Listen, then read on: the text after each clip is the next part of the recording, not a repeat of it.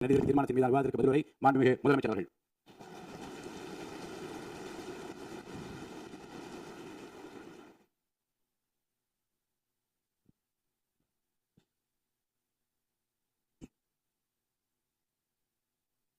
மாண்புமிகு பேரவைத் தலைவர் அவர்களே, மாபெரும் தலைவர்கள் வழிநடத்திய மாண்பும் மாபெரும் வரலாற்று சிறப்பு கொண்ட இந்த சட்டமன்ற பேரவையின் 17வது சட்டமன்ற பேரவைக்கு நம்மையும் நம்ம தமிழக வெற்றிக் கழகத்தை சார்ந்த சட்டமன்ற உறுப்பினர்களையும் தேர்ந்தெடுத்து அனுப்பின நிரந்தரமாக நெஞ்சில் குடியிருக்கும் தாயகம் தமிழக மக்கள் அனைவருக்கும் என்னுடைய மனப்பூர்வமான நன்றிகள்.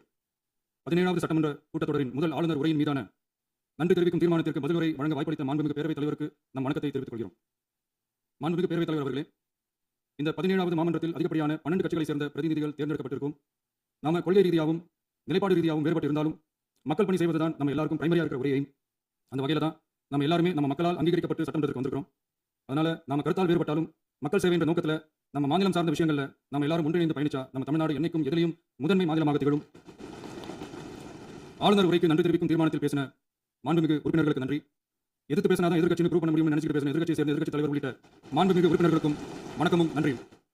பதிலுரை வழங்குற அதே நேரத்தில் நம்ம சட்டமன்ற உறுப்பினராக தேர்ந்தெடுத்த பெரம்பூர் தொகுதி மக்களுக்கு நம்மளோட நெஞ்சார்ந்த நன்றிகள். அதே மாதிரி ராஜினாமா பண்ணிட்டாலும் நம்மளை தேர்ந்தெடுத்த திருச்சி கிழக்கு மக்களுக்கும் இந்த மன்றத்தில் நம்மளோட நன்றியை பதிவு செய்கிறோம். அப்புறம் நம்மளோட அரசியல் பயணத்தை பற்றியும் கொஞ்சம் பதிவு செய்ய விரும்புகிறோம். நம்ம ஏதோ ஷூட்டிங்லேருந்து நேரம் வந்து சிஎம் மாதிரி சில பேர் ஒரு இமேஜ் கிரியேட் பண்ணுறாங்க. அவங்களுக்கு அவங்க ஆசைப்படுற லாங்குவேஜ்லேயே சொல்கிறோம், அது வெறும் ரியல் தான், ரியல் கிடையாது. ஒரு சாதாரண நடிகனாக நம்ம கெரியர் தொடங்குச்சு. அப்புறம் அப்படியே சின்சியராக உழைச்சி மேலே வந்தோம். நம்ம கெரியரில் நம்ம மேலே வந்ததுக்கு இந்த விஜய் ஒருத்தர் மட்டுமே காரணம் இல்லை, அவனோட உழைப்பு மட்டுமே காரணம் இல்லை. இந்த விஜயோட உழைப்புக்கும் உயர்வுக்கும் பின்னாடி இருக்கிற ஒட்டுமொத்த தமிழ்நாட்டு மக்களோட அன்பும் அரவணைப்பும் தான் காரணம். ஒவ்வொரு வீட்டில் இருக்க ஒவ்வொருத்தரும் நம்மளை அவங்க வீட்டில் ஒருத்தனா ஏற்றுக்கிட்டது தான் நமக்கு கடவுளும் மக்களும் தந்த மிகப்பெரிய வரம். அதுக்காகவே கடவுளுக்கு சமமான நம்மளோட சொந்தங்களான தமிழக மக்கள் அனைவருக்கும் மீண்டும் மீண்டும் நன்றி. இப்படி நம்ம தாயன்போடு அள்ளி அரவணைச்ச தமிழ்நாட்டு மக்களுக்கு நாம் எப்படியெல்லாம் துணையாக இருந்தோம், எப்படியெல்லாம் மக்களோட மக்களாக இருந்தோம்னு சொல்றேன். 1990ஸ்லேயே ரசிகர் மன்றமாக இருந்தப்பவே மக்களுக்கு துணையாக நிற்க ஆரம்பிச்சோம். அதுக்கப்புறம் நற்பணி மன்றமாகவும் அதுக்கப்புறம் விஜய் மக்கள் இயக்கமாகவும் மாறி மக்களோட மக்களாக நின்றுட்டு இருந்தோம். 2008 ஈழத் தமிழருக்கு ஆதரவாக உண்ணாவிரதம் போராட்டம் செஞ்சோம். போர் முடிவுக்கு வரணும், நம்ம தொப்புள்கூடிய உறவுகளான ஈழத் தமிழர்களுக்கு பாதுகாப்பான நிம்மதியான ஒரு வாழ்வு கிடைக்கணும்னு அன்னைக்கே கோரிக்கை வச்சோம். 2009 ஆரம்பிச்ச விஜய் மக்கள் இயக்கம் வழியா நம்மளோட மக்கள் நல பணிகளை எக்ஸ்பேண்ட் பண்ணிக்கிட்டே வந்தோம். கல்விக்கு துணையாக இருந்தோம், சோஷியல் சர்வீஸ் செஞ்சோம், வெள்ள நிவாரணத்தில் துணையாக இருந்தோம், கொரோனா காலத்தில் மக்களுக்கு தோல் கொடுத்தோம், விலையில்லா விருந்தகம், குருதியகம், முட்டைப்பால் ரொட்டி திட்டம், விழியகம், பயிலகம், நூலகம், இப்படி பல வழியில் மக்களுக்கு துணையாக இருந்தோம். அப்புறம் நம்மளோட திரைப்படங்கள்ல நம்மளால முடிஞ்ச வரைக்கும் ஊழல் எதிர்ப்பு சொன்னோம், சமூக நீதியை சொன்னோம், கல்வியை பத்தி சொன்னோம், அரசியலை பத்தி சொன்னோம். அரசியலை பத்தி பேசுறதுனால நம்ம படங்கள் சந்திச்ச இது வரைக்கும் சந்திக்கிற பிரச்சனை பத்தி எல்லாருமே தெரிஞ்சதுதான். இது மட்டும் இல்லாம 2011 நாகப்பட்டினத்தில் மீனவர் பிரச்சனைகளுக்கு ஆதரவாக ஒரு பெரிய பொதுக்கூட்டம் நடத்தினோம். மீனவர்கள் மீதான தாக்குதலை கண்டிச்சு பேசி அதில் நம்மளோட எதிர்ப்பு பதிவு செஞ்சோம். 2017 ஜல்லிக்கட்டு போராட்டத்தில் தமிழர் பண்பாட்டு உரிமைக்கான நம்மளோட ஆதரவு தெரிவிச்சோம். 2018 ஸ்டெர்லைட் போராட்டம் துப்பாக்கி சூட்டில் பாதிக்கப்பட்ட நம்ம சொந்தங்களை நேரில் சந்திச்சு ஆறுதல் சொன்னோம். 2021 உள்ளாட்சி தேர்தலில் விஜய் மக்கள் இயக்க வேட்பாளர்கள் போட்டியிட்டு ஜெயிச்சாங்க. கல்வி விருது விழா நடத்தி சிறந்த மதிப்பெண் பெற்ற மாணவ மாணவிகளுக்கு ஊக்கத்தொகையும் பரிசும் கொடுத்தோம். 2024 தமிழக வெற்றி கழகத்தை ஆரம்பிச்ச உடனேயே CAA-வை எதிர்த்து அறிக்கை விட்டோம். அரசியல் கட்சி ஆரம்பிச்சு விழுப்புரம் மாவட்டத்தில் விக்கிரவாண்டியில் நம்மளோட முதல் மாநில மாநாட்டிய வெற்றி கொள்கை திருவிழாவை நடத்தணும். தந்தை பெரியார், பெருந்தலைவர் காமராஜர், அண்ணல் அம்பேத்கர், வீரமங்க வேலுநாச்சியார், மக்கள் சேவகர் அஞ்சலி அம்மாள் நம்மளோட 5 கொள்கை தலைவர்கள் அறிவிச்சோம். இந்தியாவில் 2 பெண் ஆளுமைகளை கொள்கை தலைவர்கள் அறிவிச்ச ஒரே கட்சி நம்ம டிவிக்கு மட்டும் தான் என்ற பெருமையோடு அறிவிச்சோம். பெரியார் சொன்ன மாதிரியே அவர் சொன்னதை நமக்கு ஏற்புடையதை மட்டும் எடுத்துக்கிட்டோம். அவரோட கடவுள் மறுப்பு கொள்கையில் நமக்கு உடன்பாடு இல்லைன்னு ஓப்பனா அறிவிச்சோம். நமக்கு கடவுள் நம்பிக்கை உண்டுன்னு அறிவிச்சோம். யாரோட நம்பிக்கைக்கும் நாம் எதிரானவங்க இல்லைன்னு தெளிவாக அறிவிச்சோம். பெண் கல்வி, பெண்கள் முன்னேற்றம், சமூக சீர்திருத்தம், சமூக நீதி, இப்படி பெரியாரோட கருத்துக்களை நிறையவே ஏற்றுக்கிட்டோம்னு அறிவிச்சோம். அண்ணல் அம்பேத்கரோட சம வாய்ப்பு, சம நீதி, சமத்துவத்தை ஃபாலோ பண்ணுவோம்னு அறிவிச்சோம். பெருந்தலைவர் காமராஜரோட மதச்சார்பின்மையை ஏற்றுக்கிட்டதோட அவரோட நேர்மையான நிர்வாகத்தையே ஒரு கொள்கையா ஏற்றுக்கிட்டோம்னு அறிவிச்சோம். வீரமங்க வேலுநாச்சியாரோட மண் மீட்பையும் சமூக நல்லிணக்கத்தையும் பின்பற்றுவோம்னு அறிவிச்சோம். மக்கள் சேவகர் அஞ்சலி அம்மாளோட விடுதலை வேட்கையும் மக்களோட வாழ்வாதாரத்துக்காக உறுதியாக நிற்கிறதையும் பின்பற்றுவோம்னு சொன்னோம். எல்லாருக்கும் எல்லாமும் கிடைக்கணும், எம்மதமும் நம்மதம்னு சொல்லி மதச்சார்பற்ற சமூக நீதி தான் நம்ம கொள்கையை அறிவிச்சோம். நம்ம கொள்கை எதிரி யாரு, அரசியல் எதிரி யாருன்னு ஓப்பனா அறிவிச்சோம். எல்லாத்துக்கும் மேல பிறப்புக்கும் எல்லா உயிருக்கும்ன்றத நம்மளோட அடிப்படை அரசியல் கோட்பாட்டை அறிவிச்சுட்டு தான் அரசியலுக்கே வந்தோம். நம்ம மதுரை மாநாட்டில் நம்மளோட தேர்தல் அரசியல் மற்றும் ஆட்சி அதிகார அரசியல் வழிகாட்டியா அறிஞர் அண்ணாவையும் புரட்சித் தலைவர் எம்ஜிஆரையும் ஏற்றுக்கிட்டதா அறிவிச்சோம். அப்புறம் இன்னும் நாம இங்க பதிவு செஞ்சு ஆகணும். எல்லாரும் கட்சி ஆரம்பிச்சுட்டு தான் ஒவ்வொரு வீட்டுக்குள்ளேயும் போவாங்க. ஆனா நம்ம ஒவ்வொரு வீட்டுக்குள்ளேயும் போனதுக்கு அப்புறம் தான் கட்சியவே ஆரம்பிச்சிருக்கோம். ஒவ்வொரு வீட்டில் ஒவ்வொருத்தரும் நம்மள அவங்க பிள்ளையா, மகனா, அண்ணனா, தம்பியா ஏற்றுக்கிட்டதும் இயல்பா நடந்துச்சு. தமிழ்நாட்டு மக்களோட மனசுக்குள்ள போறதுக்கு நாம பட்ட பாடு நமக்கு மட்டும் தான் தெரியும். இதெல்லாம் புரிஞ்சாலும் புரியாத மாதிரி இருக்கிறவங்க தான் நம்மள நடிகன் என்று சொல்லியும் நம்ம கட்சியை நடிகன் கட்சின்னு சொல்லியும் சில நக்கல் நையாண்டி இதெல்லாம் பேசுவாங்க. அதை பத்தி நமக்கு கவலை இல்லைங்க. இப்படி நம்ம அரசியல் பயணம் ரொம்ப டிரான்ஸ்பரண்டா தான் ஆரம்பிச்சிருக்கு. இந்த 2026 தேர்தலில் கூட்டணியே இல்லாமல் தனியா நின்னோம். மக்கள் நம்மள தெளிவா புரிஞ்சுக்கிட்டதாலையும் நம்ம டிவிகே தோழர்களோட உழைப்பாலையும் நாம 35% வாக்குகளை வாங்கணும். 1,72,00,000 வாக்குகளோட தமிழ்நாட்டிலேயே தனி பெரும் கட்சியா வந்தோம். தமிழக மக்களாலையும் நம்மளோட ஆதரவு இயக்கங்களாலையும் இதோ இன்னைக்கு இங்க நம்ம டிவிக்கே ஆளும் கட்சியா உட்கார்ந்துருக்கோம். இந்த ஆளும் கட்சியா ஆனதும் அவ்வளவு சாதாரணமாலாம் நடந்தில்ல. 2.25 வருஷத்துல ஆட்சிக்கு வந்துட்டீங்கன்னு ரொம்ப கிண்டலா ஏரியா சிலர் பேசுறாங்க. எங்களோட இந்த 2.25 வருஷ டிராவல்ல எவ்வளவு வலியும் வேதனையும் இருக்குது. நம்மளோட மக்கள் சந்திப்புக்கு அவ்வளவு இடையூறு, அவ்வளவு தடைகள், ஊர் உலகத்துல யாருக்கும் இல்லாத ஒண்ணா நமக்கு மட்டுமே தனியா ஸ்பெஷலா எக்ஸ்க்ளூசிவா நிறைய நிபந்தனைகள், நெருக்கடிகள், கட்டுப்பாடுகள், நம்ம சந்திக்க வர மக்களுக்கு சரியான பாதுகாப்பு இல்லாம, நம்ம கூட்ட நிகழ்ச்சிக்கு போதுமான பாதுகாப்பு இல்லாம, இன்னும் வெளியே சொல்ல முடியாத நிறைய சூழ்ச்சிகள் எல்லாத்தையும் தாண்டி தான் நாம இந்த இடத்துக்கு வந்திருக்கோம். But still miles to go. நம்ம டிராவல்ல எல்லாத்துக்கும் முக்கியமா நம்மளோட சொந்தங்கள், நம்மளோட உறவுகள், 41 பேர் கரூர் சம்பவத்தில் இழந்த வேதனை எல்லாம் எப்படி சொல்றதுனே தெரியல. நம்ம மனசு விட்டு என்னைக்கும் அந்த வலியும் வேதனையும் நீங்கவே நீங்காது. அதுலயும் நம்ம மேலே படிப்பட்ட கொடுமையா இருக்கும் பாருங்க, அதெல்லாம் வேற லெவலுங்க. என்னத்துக்கு அப்படி எல்லாம் செஞ்சாங்கன்னு தெரியல. அரசியல் இப்படி எல்லாம் கொடூரமா இருக்கணுமா என்ன? சரி விடுங்க. இந்த விஜய் இவனோட மக்களுக்காக எதையும் தாங்க தயாராகிட்டான்.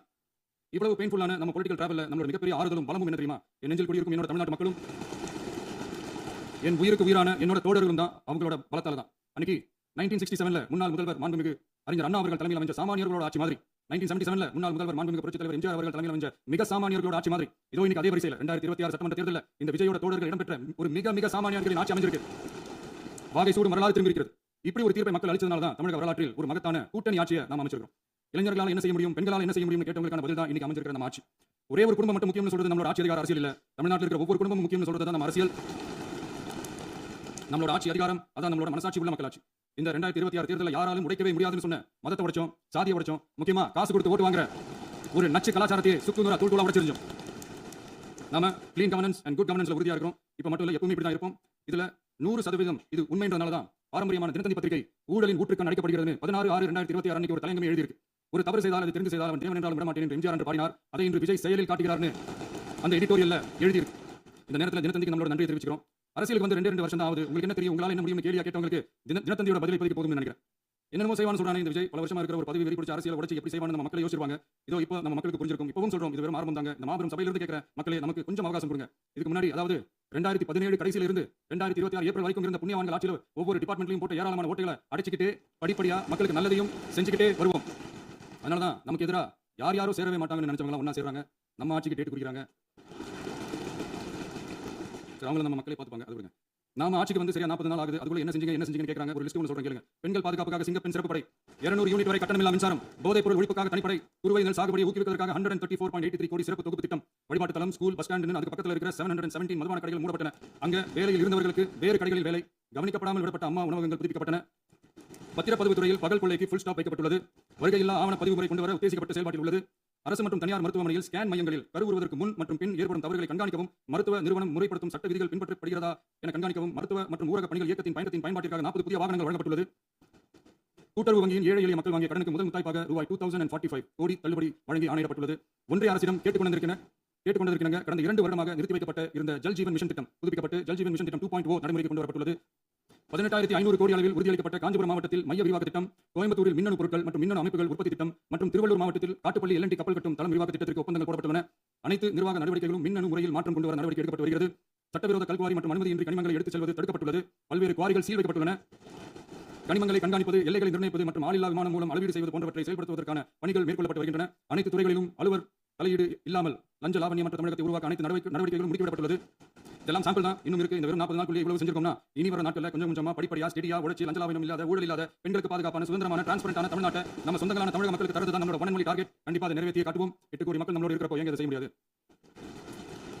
மாண்புமிகு பேரவைத் தலைவர் அவர்களே, தமிழ்நாட்டின் கருவூலம் எப்படி திசை மாறி உருமாறி தேய்ந்து ஓய்ந்து கிடைக்கிறதுன்னு சொன்னாங்க. திசை மாறி உருமாறி தேய்ந்து ஓய்ந்து வசனம் மாதிரி ரைமிங்கா இல்லாம வளமான இலக்கியமா இதே சபையில பேசின உங்களோட திறமையான ஆட்சியில் நடந்த நிதி மேலாண்மை பத்தி வெள்ளை அறிக்கையை வெளியிட்டோம். வெள்ளை அறிக்கை வந்ததிலிருந்து கண்ணை கட்டுதுங்க. அந்த காலத்துல தான் பிள்ளையோ தொல்லைன்னு சொன்னாங்க. அதே மாதிரி தாங்க அவங்க ஆட்சியாலையும் அவங்களாலையும் இன்னைக்கு தமிழ்நாட்டுக்கு தொல்லை இப்படி ஒரு நிலைமையை உண்டாக்கி வச்சுட்டு இவங்க சொல்றாங்க நமக்கு ஆட்சி செய்ய தெரியாதுன்னு. நம்ம அமைச்சர்களுக்கும் நம்ம சட்டமன்ற உறுப்பினர்களுக்கும் ஒன்றும் தெரியாதுன்னு. ஆமாங்க, எங்களுக்கு தெரியாதுதான். எங்க சட்டமன்ற உறுப்பினர்களுக்கும் அமைச்சர்களுக்கும் மக்கள் பணி செய்ய தெரிஞ்ச அளவுக்கு மக்கள் பணத்தை சுருட்ட தெரியாதுதான். டெண்டர்களை முறைப்படுத்த தெரிஞ்ச அளவுக்கு அதோட ரேட்டை உயர்த்தி ஊழல் செய்ய தெரியாதுதான். பதவி உயர்வு வழங்கவும் பணி இடமாற்றம் கலந்தாய்வு நடத்தவும் தெரியுமே தவிர பதவி உயர்வுக்கும் பணியிட மாற்றத்திற்கும் பணம் பறிக்க தெரியாதுதான். புதிய பணியிடங்கள் உருவாக்க தெரியுமே தவிர அந்த பணியிடங்களை பணத்துக்கு விற்க தெரியாதுதான். கோயில்கள்ல நடக்கிற நிர்வாக சீர்கேட்டை தடுக்க தெரியுமே தவிர கோயில் பணத்தை கொள்ளையடிக்க தெரியாதுதான். தங்கத்தை உரிக்க தாரை வார்க்க தெரியாதுதான். கனிம வளத்தை பாதுகாக்க தெரிஞ்ச அளவுக்கு கனிமத்தை வித்து கொள்ளையடிக்க தெரியாதுதான். அரசு வருமானத்தை அரசு கஜானாவுக்கு மாற்ற தெரிஞ்ச அளவுக்கு அந்த பணத்தை தனிப்பட்ட கஜானாவுக்கு மடை மாற்ற தெரியாதுதான். போதை கலாச்சாரத்தை தடுக்க தெரிஞ்சவங்களுக்கு போதை கலாச்சாரத்தை வளர்க்க தெரியாதுதான். நம்ம குடும்பத்தில் இருக்கிற பாட்டி, அம்மா, அக்கா, தங்கச்சி, குழந்தைகளை, பெண்களை மதிக்க தெரிஞ்சவங்களுக்கு ஓசி பஸ், 1000 ரூபாய் கேஸ் இப்படிலாம் பேச தெரியாதுதான். எங்க உறுப்பினர்களுக்கும் அமைச்சர்களுக்கும் மக்கள் சேவை தெரிந்த அளவிற்கு சுயநல தேவையை செஞ்சுக்க தெரியாதுதான். அதனால தான் சொல்றோம், எங்களை பார்த்து எதுவும் தெரியாதுன்னு சொல்றவங்களுக்கு சொல்றோம், இதெல்லாம் எங்களுக்கு தெரியாதுதான். உங்களை மாதிரி முறைகேடுகளை செய்யறத நாங்க தெரிஞ்சுக்கவும் போறதில்ல, தெரிஞ்சுக்கவும் ஆசைப்படல. அதை கடைசி வரைக்கும் எங்களுக்கு தெரியாமலே இருந்து போகட்டும். அதனால நாங்களும் எங்க மக்களும் வெரி வெரி ஹாப்பி தான். மாண்புமிகு பேரவைத் தலைவர் அவர்களே, எதிர்ப்பவர்கள் எதிர்க்கட்சி என்பதற்காக எங்கள் ஆட்சி மீது 1000 பழி போடலாம். ஆனாலும் தமிழக மக்களுக்கு உண்மையை உணர்த்த வேண்டியது நம்மளோட கடமை. மின்வெட்டை பொறுத்தவரை தமிழ்நாடு மின்மிகை மாநிலமாக இருந்தாலும் கடந்த காலங்களில் ஏற்பட்ட நிர்வாக குளறுபடிகளும் மின்சார சாதனங்கள் மற்றும் மின் மாற்றிகளில் ஏற்படும் பழுதாலும் வேண்டுமென்றே சிலரின் நடவடிக்கைகளாலும் இந்த மின்வெட்டிற்கு காரணமாக உள்ளது. மின் விநியோக மீட்பு நடவடிக்கைகளை ஒருங்கிணைப்பதற்காக எதிர்பாராமல் இரவு நேரங்களில் ஏற்படும் மின் தடங்களை விரைந்து சரி செய்வதில் 10 உயர்மட்ட கண்காணிப்பு குழுக்கள் மற்றும் 125 சிறப்பு மின் தடை நீக்க ரோந்து வாகனங்கள் வழங்கப்பட்டு 24 மணி நேரமும் கண்காணிக்கப்படுகிறது. கூடுதலாக தற்போது 77 புதிய மின் தடை நீக்க மையங்களும் உருவாக்கப்பட்டுள்ளன. விரைவில் இந்த மின்வெட்டு நிலைமை அறவே நீக்கப்படும். மாண்புமிகு பேரவைத் தலைவர் அவர்களே, நம்ம விவசாயிகள் எல்லாரும் நம்மள நல்லா புரிஞ்சுக்கிட்டு தமிழக வெற்றி கழகத்தை ஏற்றுக்கிட்டாலும் எதிர்க்கட்சிகளோட தூண்டுதலால சில இடங்களில் சில போராட்டங்கள் நடக்குது. எதிர்க்கட்சிகள் என்னதான் சித்து வேலை செஞ்சாலும் விவசாய பெருமக்கள் எல்லாரும் நம்ம ஆட்சி அவங்களுக்கான ஆட்சி தான் நல்லா புரிஞ்சு தான் வச்சிருக்காங்க. இந்த வருஷம் எல்னினோ விளைவா எப்பவும் இருக்கிறத விட இந்த டைம் மழை குறையுங்கிறதையும் நம்ம விவசாயிகள் உணர்ந்து தான் இருப்பாங்க. இருந்தாலும் நம்ம அரசு நம்ம விவசாயிகளோட வாழ்வாதாரத்துக்காக பக்கபலமாகவும் உறுதியாகவும் துணை நிற்கும்ங்கிறத தெரிவிக்கிறோம்.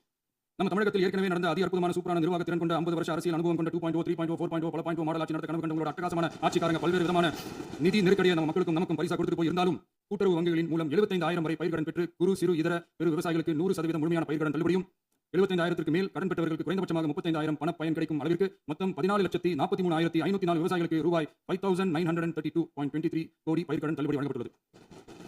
மாண்புமிகு பேரவைத் தலைவர் அவர்களே, நாம் ஒன்றியத்தில் கூட்டுறவு கூட்டாட்சி மாநிலத்தில் சுயாட்சி என்ற கொள்கையை கொண்டவங்க தான் ஏற்கனவே அறிவிச்சிருக்கிறோம். தற்போதைய ஒன்றிய அரசு சார்ந்த கட்சியுடன் அரசியலில் கொள்கை அளவில் நேர் எதிராக நிற்கிறவங்க தான் நாம. அதே சமயத்தில் எதுக்கெடுத்தாலும் கண்ணை மூடிக்கிட்டு ஒன்றிய அரசோட மோதல் போக்கை விரும்புறவங்க நாம இல்ல. நமக்கு எப்பவுமே தமிழகத்தின் வளர்ச்சி மட்டும்தான் முக்கியம். அதுக்காக நம்மளோட அரசியல் ரீதியான கொள்கைகளையோ மாநில உரிமைகளையோ கொஞ்சம் கூட விட்டு கொடுக்கவே மாட்டோம். அதுல ரொம்ப தெளிவாகவும் உறுதியாகவும் இருக்கிறோம். இனியும் இப்படித்தான் இருப்போம். அதுல ஒருபோதும் மாற்றமே இருக்காது. அதனால இதுல யாரு திசை திருப்ப வேலையில் ஈடுபட்டாலும் அவங்க எல்லாரும் மக்கள் மத்தியில் தோற்பது உறுதி. எனவே நம்ம மக்களுக்கோ சிறுபான்மை சகோதரர்களுக்கோ நம்ம ஆதரவு இயக்கங்களுக்கோ எந்தவித சந்தேகமும் வேண்டாம். நாம் யாரோட டீமும் இல்ல. நம்ம எப்பவுமே பியூரான பீப்புள்ஸ் டீம். இன்னும் சொல்லப்போனா நாம secular team, social justice team. மாண்புமிகு பேரவைத் தலைவர் அவர்களே, அரசு விழாக்கள், கல்வி நிறுவனங்கள் மற்றும் பல அதிகாரப்பூர்வ நிகழ்ச்சிகளோட தொடக்கத்தில் நம்ம தமிழ் தாய் வாழ்த்த பாடுறதுதான் வழக்கமா இருக்கு. தமிழ் தாய் வாழ்த்த பொறுத்த வரைக்கும் நம்ம அரசு இதுல நம்மளோட உறுதியான நிலைப்பாட்டை ஒன்றிய அரசுக்கு மிக தெளிவாக தெரிவிச்சிருக்கு. அது இல்லாம இதில் மாநில அரசின் கொள்கைக்கு ஏற்ப ஒன்றிய அரசின் அறிவிக்கையில் திருத்தம் மேற்கொள்ள கோரிக்கையும் விடுக்கப்பட்டுள்ளது. நீட் தேர்வை பொறுத்தவரை கிராமப்புற மற்றும் பொருளாதார ரீதியாக பின்தங்கிய மாணவர்களுக்கு சமமான வாய்ப்பை வழங்குவதில்லை. மருத்துவ கல்வியில் சமூக நீதி மற்றும் சம வாய்ப்பை நீட் பாதிக்கிறது என்பதை உணர்கிறோம். எனவே மருத்துவ படிப்புகளுக்கான சேர்க்கையை 12ஆம் வகுப்பு மதிப்பெண்களின் அடிப்படையில் நடத்த வேண்டும் என்று நமது அரசு வலியுறுத்தி வருகிறது. மத்திய அரசிடம் நீட்டிலிருந்து தமிழ்நாட்டில் விலக்கு வழங்க வேண்டும் என்று கோரிக்கை விடுத்துள்ளது. மாண்புமிகு பேரவைத் தலைவர் அவர்களே, பேரறிஞர் அண்ணா அவர்கள் தலைமையிலான அரசு 1968 இருமொழி கொள்கையை நடைமுறைப்படுத்தியது. தமிழ் ஆட்சி மொழி, தமிழ் மொழியை பாதுகாப்பது, மாணவர்களுக்கு ஆங்கிலத்தின் மூலம் உலக அளவிலான வாய்ப்புகளை வழங்குவது, எந்த ஒரு மொழியையும் கட்டாயமாக திணிப்பதை தவிர்ப்பது மற்றும் எதிர்ப்பது, நிலத்தின் மொழி மற்றும் பண்பாட்டு அடையாளத்தை பேணுவது என்பதை நம் தமிழக வெற்றிக் கழக ஆட்சி ஏற்றுக்கொண்டுள்ளது. எனவே தமிழ்நாட்டில் தமிழ் ஆட்சி மொழி மற்றும் இருமொழி கொள்கை என்பதில் நமக்கு மாற்று கருத்தே இல்லை.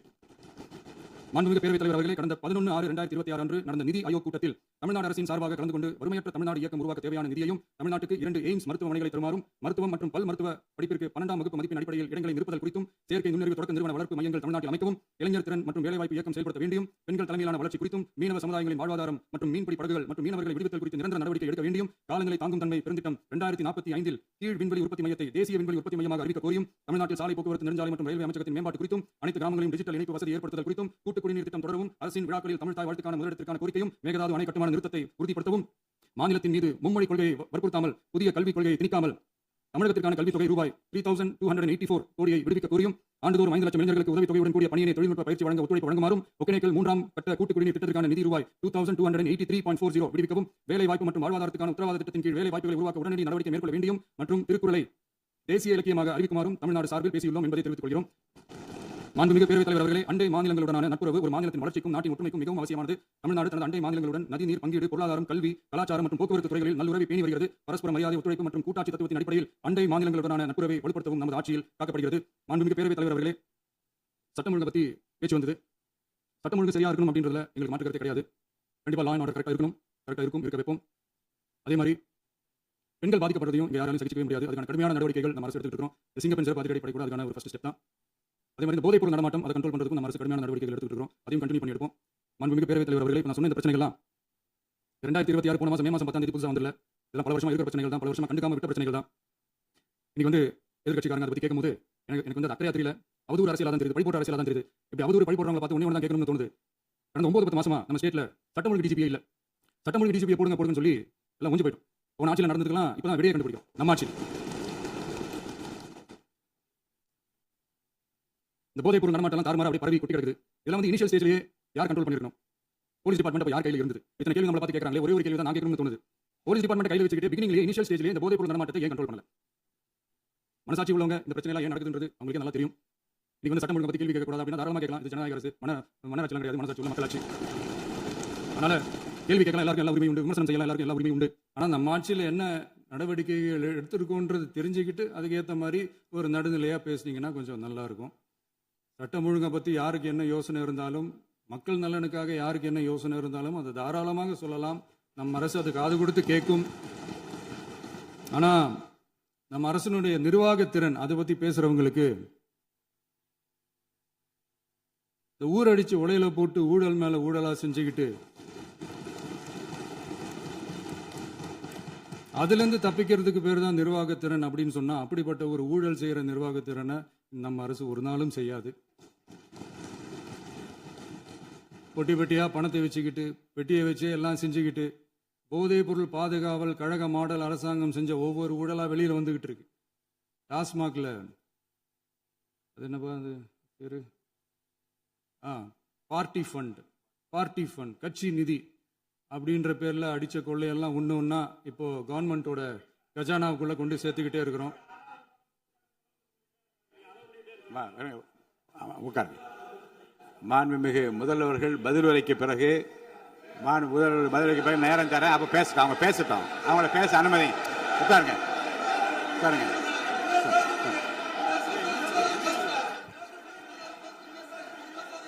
மாண்புமிகு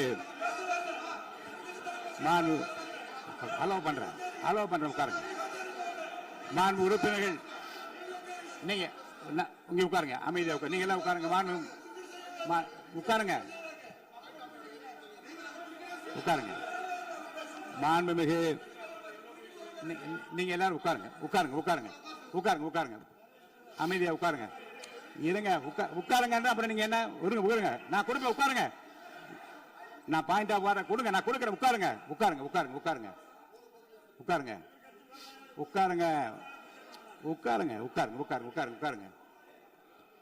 மாண்புமிகு முதல்வர் அவர்கள் கோர்வையாக நிதானமாக சொல்லிக்கொண்டே இருக்கிறார். நீங்கள் குறிப்பெடுத்து வைத்துக் கொள்ளுங்கள்.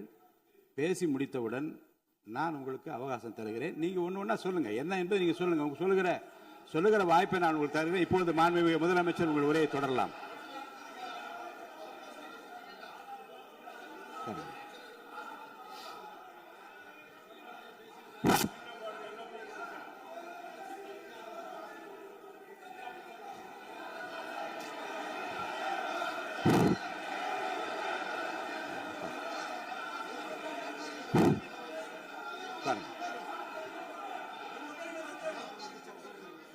நான் எழுந்த பிறகு உட்கார்றதுதான் முறை. உட்காருங்க, எல்லாரும் உட்காருங்க. தேசிய உட்கார்.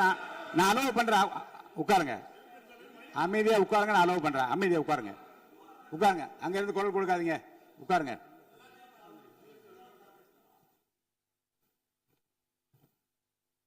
இனிமையான இந்த விவாதத்தில் இதுவரை குறுக்கீடுகள் இல்லாமல்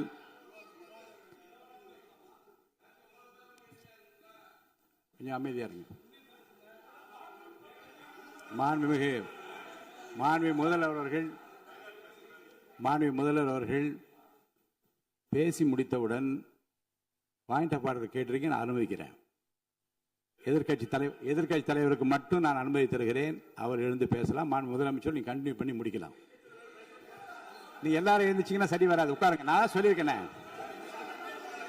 உட்காருங்க. உட்காருங்க.